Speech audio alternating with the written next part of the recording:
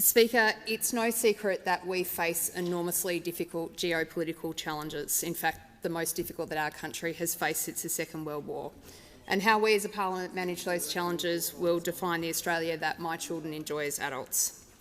Our ability to manage and shape our nation's future will depend on how free and fair our democracy is and how much Australians trust and engage with it. The stronger our democracy, the more choices we have about what our future looks like. And the member for Adelaide asked me about what is probably the biggest challenge to Australia's democracy today, and that is the threat of foreign interference. Countries can quite legitimately influence what happens in other nations in perfectly legitimate ways. The Australian government does it through embassies, through the diplomatic corps, through our engagement with multilateral institutions. What we will not tolerate is attempts to engage in our politics or interfere in our communities in ways that are coercive, corrupting, deceptive or clandestine. We will not tolerate attempts by foreign powers to harass, watch and coerce Australian citizens. Foreign interference is real, it is relentless and it is happening in all of our communities every day, and our government is stepping up efforts to fight it. Earlier this week, I spoke publicly for the first time about how one country, Iran, is attempting to influence Australian democracy in deceptive ways and trying to harass, watch and control the activities of Iranian Australians. Earlier this week, I held a roundtable with other ministers and community leaders to talk about how we can work together on these problems.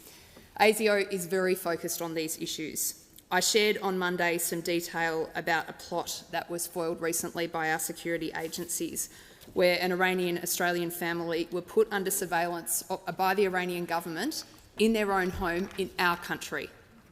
And my message to regimes seeking to interfere with Australia and Australians is don't. We are watching you and we will catch you. To tackle this problem, some things are going to need to change. I've asked my agencies to develop an attribution framework. I think it's really important for us as a parliament to be able to point out this issue and call out the perpetrators where appropriate.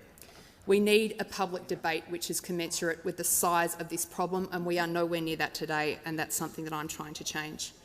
When I talk to communities who are potentially at threat of this problem, the clear message I get back from them is that they need our help, they need more information, and that's why my agencies are going to undertake widespread community outreach this year.